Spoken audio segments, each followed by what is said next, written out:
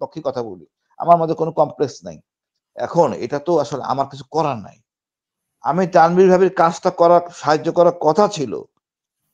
যে ওই যে ছেলেটা বিডিআরে, আমি ওইটা উচ্চারণ করতে চাই না। তাকে সাহায্য করছে বলছে মিডিয়ায় যে তাপসকে উঠাই দিছে।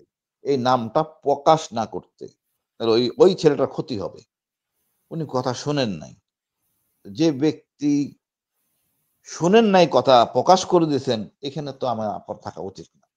এবং ওনাকে ওই সময় বলা হয়েছিল বিডিআর কমিশনের পরে। তখন তাজুল ভাইকে দিয়ে উনি যে মনে করে আমি তাজুল ভাইকে ইনফ্লুয়েন্স করি, বিচারককে ইনফ্লুয়েন্স করি, উনি স্বাধীন। উনি লয়ার নিতে পারেন, নিজে করতে পারেন, উনি যেই দেখা করতে পারেন উনার মতো করে। আমার তো দরকার নাই। তারপর তারপর আমি তো এখন আসলে এই চ্যাপ্টারের মধ্যে নাই। যেহেতু আমি একটা পক্ষ, গুম একটা পক্ষ। আগে যে সম্পর্ক ছিল তাদের ভাইদের সাথে, সেই সম্পর্ক এখন আমার হবে না। থাকলেও আমি যাব না। তাহলে তারা বিতর্কিত হবে। তারা আমার পক্ষে, আমি একটা পক্ষ, সেনাবাহিনী যারা ডিজিএফআই তারা একটা পক্ষ, ওনারা এগুলি প্রসিডিং করবেন। কারো কোনো সমস্যা থাকলে অবশ্যই নিজে এককভাবে সেটা করতে পারেন। এখানে আমার কি করার আছে? ৭,০০০ অফিসারের অবসরপ্রাপ্ত, রাওয়া ক্লাবের চেয়ারম্যান আছেন, রাওয়া ক্লাবে অনেক অফিসার আছেন, রাওয়া ক্লাবে মূল, ওনাকে সাহায্য করতে পারেন। আমি কি, আমার কি প্রোটোকল, আমার কি, আমি তো দেখতে পারি না আমি কর্নেল, আমি দেখতে বরখাস্ত কর্নেল। এখানে আমার খুব হাস্যকর, আমি মনে করি হাস্যকর। আর I am not the legal guardian of her, very simple. I am not the legal guardian of her, very sensitive issue. এটা যারা আচ্ছা, আমি যোগ্য। শেষ করব, আপনার মনে আরেকটা টক শো আছে। শেষ যেটা আপনার কাছে শুনতে চাই যে এই যে রিপোর্ট, তদন্ত রিপোর্টটা দেওয়া হলো, এটা নিয়ে অবশ্য আপনার সাথে আমার টক শো হয়নি। তা আপনার কাছে কি মনে হয় যে এখানে সবকিছু উঠে এসেছে আর তদন্ত কমিশনের এই রিপোর্টের উপরে এখনো প্রকাশ করে নাই, কোন জায়গায় আমরা পুরো তদন্ত রিপোর্টটা দেখিনি। আপনি কতটুকু জানেন আমি জানি না, কিন্তু এটা কি বিচারের আওতায় আনা হবে কিনা এখানে যা কিছু যতটুকুই আমরা জানি আর কি।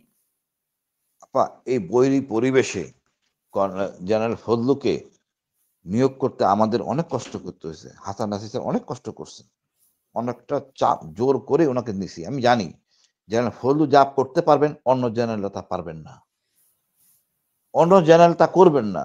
এবং আবু সাইদ স্যারকে নেওয়া হয়েছে, আর একটা সাচ্চা লোক, দেশপ্রেমিক, ব্রিগেডিয়ার জেনারেল সাইদ। আর আমার বন্ধু জাহাঙ্গীর, জেনারেল জাহাঙ্গীর যতটুকু পারছে করছে। এখন ওখানে পুলিশ অফিসার ছিল, আকবর ভাই ছিল, তারা করছে এবং এটা প্রকাশ পাবে। এবং আমরা ভারতকে দেখছি জড়িত, এই ভারত জড়িত, এই সাহসটা কি ছিল আমাদের কখনো আপা? ছিল না, এই সাহসটা ছিল না। তো এই সত্য জিনিসটা প্রকাশিত হয়েছে। আমি ধন্যবাদ জানাই এই কমিশনকে। ইনশাল্লাহ সবার বিচার হবে, কেউ ছাড়া পাবে না। বিচার না করলে এটা আবার পুনরায় ঘটবে। আর এখন প্রতিশোধ নেওয়ার সময়, পিছিয়ে যাওয়ার সময় না। আমরা বাঙালি এক জাতির দেশ, এটা আমাদের দেশ, আমাদের মতো করে চলবো, কারো দয়ায় আমরা চলবো না। আমরা শত্রু চিনতে পারছি, আগামী প্রজন্ম, নতুন বাচ্চা যারা হবে এদেরকে শিখাবো ভারত আমাদের একমাত্র শত্রু। ডক্টর জাফরুল্লাহ ভাই বলতেন ভারতকে শত্রু জানে, যে এটাও অনেক অ্যাচিভমেন্ট, দেশপ্রেম। এটাই আমাদের ছোট বাচ্চাদের শিখাইতে হবে, ভারত আমাদের একমাত্র শত্রু। এইটা যদি কেউ থাকে, শত্রুর লেভেলটা কি? শত্রুর লেভেল হলো তার কাটায় ঝুলন্ত ফেলানির লাশ, তার কাটায় ঝুলন্ত ফেলানির লাশ।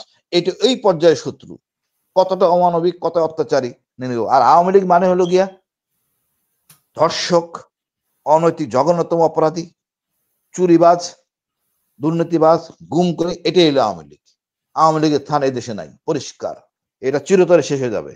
যে দল বিডিআর এত অফিসার মারতে পারে, সে দলে এই বাংলাদেশে কোনো স্থান নাই, তার সহযোগীদেরও স্থান নাই। আপা, আমার কর্তব্য বলা শেষ। জি। আজকে যে জয়শঙ্কর বলল যে হাসিনা যতদিন ইচ্ছা ততদিন থাকবে। এখন বাংলাদেশে ফেরত দেওয়ার মতো কোনো পরিস্থিতি নাই। এবং উনি এটাও বলেছেন যে নির্বাচনের ব্যাপারে উনি বলেছেন যে এই সরকারের আগের নির্বাচন নিয়ে আপত্তি। তাহলে এই সরকার একটা ভালো নির্বাচন দেয় না কেন? আমার দেশে নির্বাচন দিব না, স্বৈরশাসক হবে না, সেনাপ্রধান শাসক নেবে, এটা আমাদের ব্যাপার। ওর কথা বলার কি আছে? ওর কথা আমরা কেন শুনবো? হু ইজ দ্যাট বাড়ি ইন্ডিয়া? জয়শঙ্কর এত বাড়াবাড়ি করলে, আমরা বললাম না, আমি আজকে পোস্ট করছি 7 সিস্টার স্বাধীন করে দিব, কান ধরে উঠবোস করবো ভারতকে। এটাই পরিষ্কার ভাষা আমাদের। আমাদের 57 জন অফিসারের বদলা আমরা নিব, ইনশাল্লাহ নিব। অসংখ্য ধন্যবাদ। আমি আসলে যারা আমাকে লিখতেছেন যে হেডিং, থাম্বনেল, আমি আসলে হাসিনুর ভাইকে নিয়ে মানে আলোচনা করেই আজকের অনুষ্ঠানটা করেছি। কারণ এটা নিয়ে হয়তো অনেকবারই আলোচনা করতো বা মাহাভাবি বিভিন্নভাবে বা আরো অনেকেই বলছেন মাহাভাবি না। সো এটা বাইরে আলোচনার আগে আমি হাসিনুর ভাই থেকেই শুনলাম।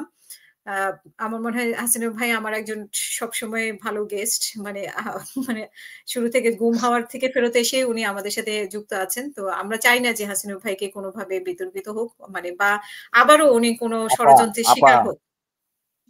আপা আমি আমার জীবনে কোনো বিতর্কিত কাজ করব না। আমি হালালে হ্যাঁ, বিশ্বাসী। বা কোনো যতটুকু ষড়যন্ত্রেরও করেছে আমার শিকার রক্তে হন সেটাও আমরা না চাই না। কোনো ষড়যন্ত্রের শিকার আমার করতে পারবে না। হায়াত মউত আমি আল্লাহর হাতে। আমি বহুবার বেঁচে গেছি আপা।